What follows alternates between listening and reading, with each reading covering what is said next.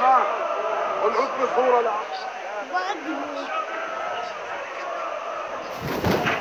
هيتو معقول هيك واحد ثورة ايوه خليك هيك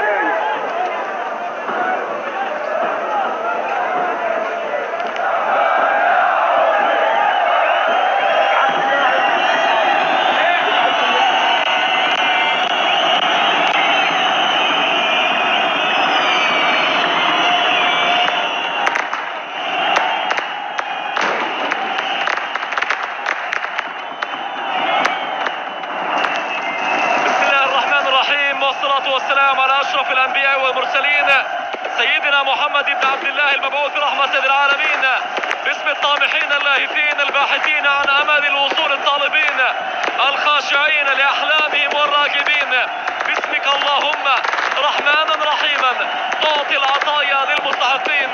بسم الله الرحمن الرحيم، وبسم الله من البداية على هذا الرعب الكبير الذي يخلق جمهور الشباب في استاد الحسين بن علي. لقد انطلقت المعركة قبل أن تنطلق، ولقد بث جمهور الشباب الرعب قبل أن نرتعب. هنا نعم هنا قلعة العميد، وهذا هو استاد الرعب الخليل، استاد الحسين بن علي في مدينة الخليل. طب استنوا شوي، اصبروا يا جماعة للبداية.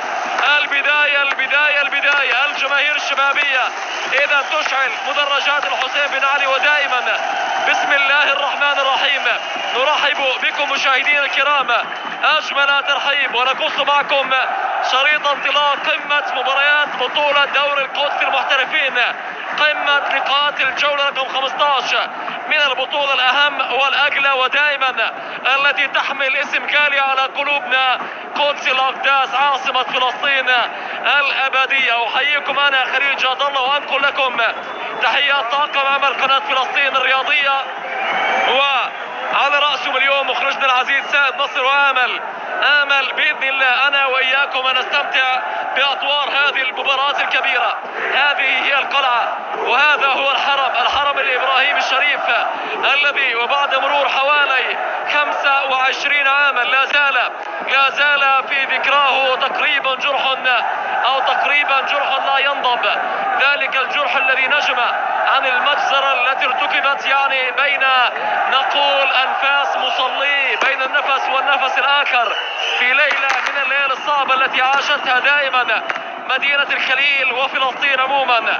25 من شهر فبراير عام 1994، أي قبل حوالي أسبوع تحديدا من الذكرى 25 رحل 29 شهيدا من شهداء فلسطين، دائما يعني عليين الشهداء بإذن الله سبحانه وتعالى. نعود الآن لأرضية الميدان، إلى قمة القمم وإلى النار التي تشتعل في وسط البرودة التي لا تتعدى هنا حدود 8 درجات، والنار التي من المتوقع أيضا أن توقد معها فرجة كبيرة لمباراة منتظرة ولقاء موعود ومواجهة استثنائية يرغب في متابعة مجريات القاسي والداني. نعم هي قمة المباريات، لقاء دائما كبير الخليل بعملاق القدس، قمة الجبال جبال المجد وجبال الماضي والحاضر، بجبال اعتادت على الشموخ في السنين الأخيرة. هو لقاء العميد بالزعيم، لقاء صاحب الترتيب الثاني بحامل لقب هذه المسابقة في آخر موسمين، إنها مباراة الشباب والهلال. هذا اللقاء الكلاسيكي، اللقاء المجنون المشحون الملعوب اللي إن شاء الله كمان إليك اليوم بالتوقعات. ويسعد مساك يا أبو أيوب الصافرة، انطلقت خاصة في المدرجات، في المباراة الخاصة في المدرجات، ليست مباراة نهائية وليست في الجولة الأخيرة، ولم يحسم الشباب الدوري لكنه لا زال ينافس. اللعبة الأمامية الآن للشباب ملعوبة خطيرة، تسديدة هي لكن رامي حمادة. يا لها من بداية، وجمهور الشباب عامل اليوم شو غير عادي، وكأنك اليوم موجود في ملاعب الكالتشو الإيطالي، وكأنك في تركيا. هناك حتى الأجواء المجنونة يعني لجمهور فنربخشة وجلطة السراي. ولن يلعب على أي نتيجة أخرى. اللعب الآن يوسف الاشهب، يا سلام، يتقدم عرضيه خطيره، جول.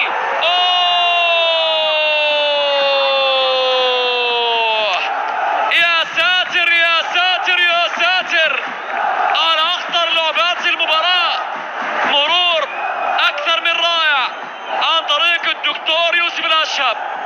اي نعم، يوسف الاشهب كان بيمر بطريقه ممتازه للغايه وبيعمل عرضيه مثاليه، ولكن ابو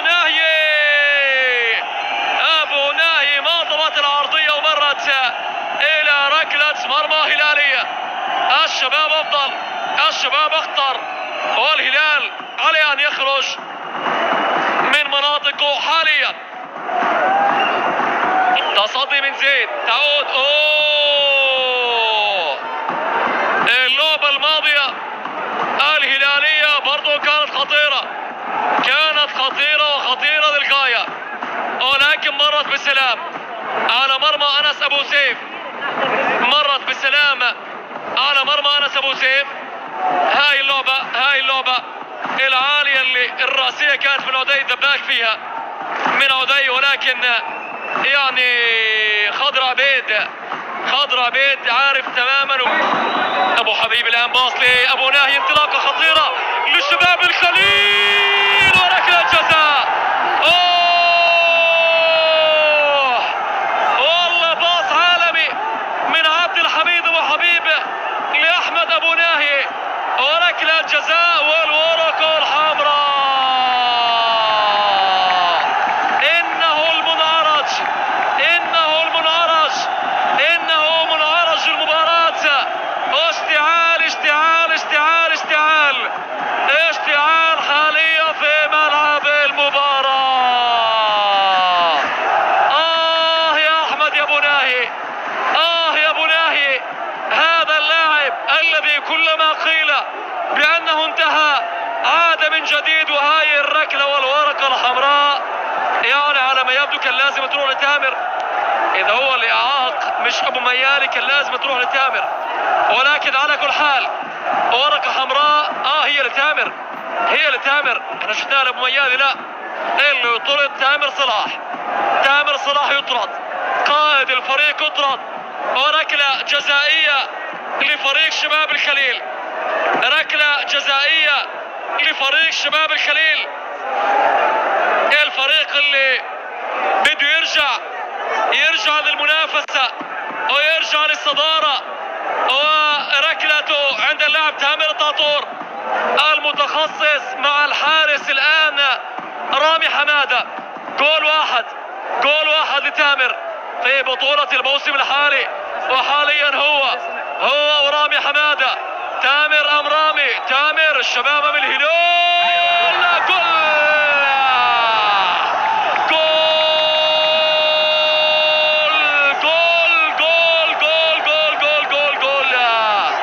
الأول للشباب الخليل، والأول للأم الشبابية في المباراة. تامر الطاطور يعطي الشباب الأفضلية في لقائه أمام حامل اللقب في آخر موسمين. يذكرهم بهدف محمد جمال الذي لا ينسى في 26 من شهر شباط، او في 17 عفوا من شباط عام 2012. اي نعم، جول عاشق اناذر حياتي، شفت بعيونك وطن لحد اخر نفس فيا، ما يفرقنا الزمن. هذا هو حديث الجماهير الشبابية للاعبيها. اي نعم، عاشق اناذر حياتي، شفت بعيونك وطن جنوب. نعود الان للقاءنا هنا، لقاء القمة، لقاء الترتيب الثاني والرابع.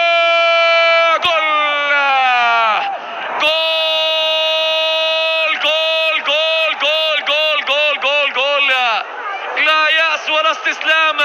والهلال مدرسة في الأمل، يسجل جول التعادل، هدف عن طريق اللاعب محمد سمار اللي غلطنا باسمه بيعدل النتيجة، وبالتالي 1-1. ب10 لاعبين يعود الهلال للمباراة، يعود للمباراة. الكبير كبير، نعم، الفريق الكبير بإمكانه أن يعود. وأنا قلت قبل شوي بأن الشباب لم يقدم الشوط الثاني اللازم ولم يستغل النقص العددي. وهنا عرضية درويش، راسية سمار، جول. راسية محمد سمار، جول. أي نعم، شوف الجبل واقف، شوف الجبل واقف ولا هز تاريح، شوف الجبل واقف ولا هز تاريح، وشوف القمر عالي ولا يمكن يطيح. فريق الشباب فريق الهلال، عفوا، فريق الهلال حامل اللقب في قمة لقاءات الجولة رقم 15 من دوري الكؤوس المحترفين.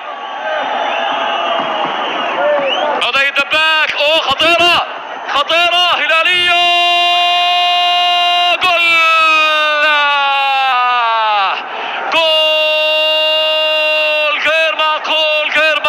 غير معقول.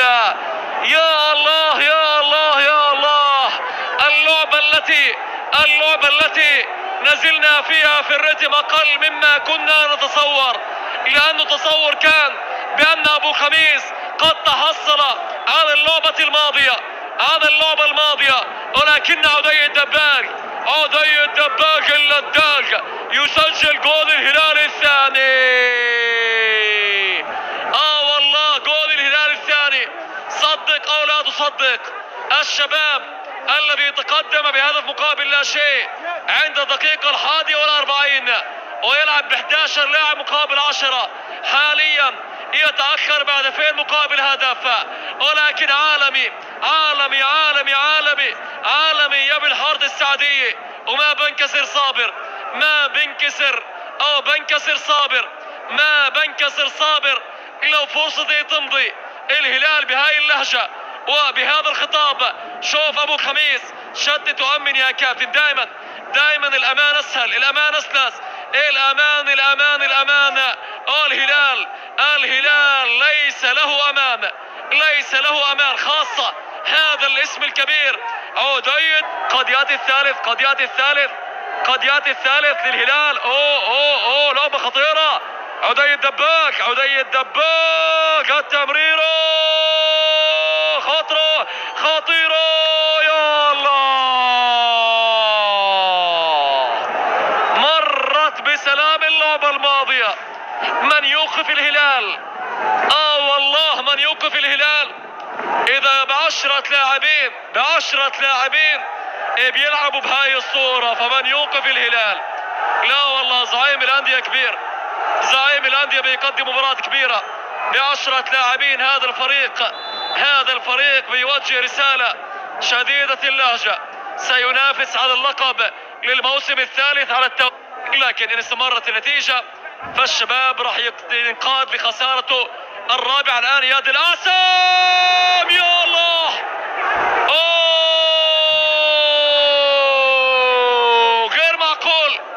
غير معقول يا ابو ناهي. اول لمسة من اياد القاسم، تمريرة ممتازة للغاية لزميله اللي هو احمد ابو ناهي، ولكن ايال اللاعب احمد ابو ناهي يضيع فرصة تسجيل هدف محقق في هذه المباراة. شوف اللعبة هاي، يعني لا تضيع من هداف كبير كأحمد أبو ناهي. خرج بشكل سليم، ولكن برضو الكرة ما لبست على قدمه، وبالتالي دخلت الهلال على مستوى الأداء، على مستوى النقاط. لكن خلينا مع اللعبة الشبابية العرضية، مش معقول، يعني اياد القاسم يقدم هدايا مميزة للغاية للزملاء، ومع ذلك في المناسبتين لا ابو ناهي استفاد ولا الاشهب استفاد، اللعبة الماضية مرت اذا بسلام على مرمى الهلال بغرابة كبيرة.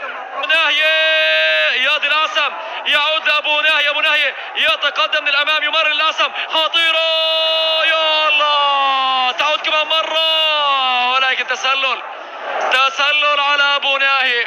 غير محظوظ الشباب مع الدقائق الاخيرة، ولكن لسان حال لسان حال الجمهور الشبابي يقول ليش ما هاجمنا يعني من البداية وبالتالي قد يندم الشباب على الدقائق التي لم يهاجم فيها. شوف اللعبة، شوف اياد العاصم يا جماعة تسبب في صناعة 3 فرص خطيرة. هون التسديدة من الأشهب ولكن تألق كبير دائما للحارس الكبير.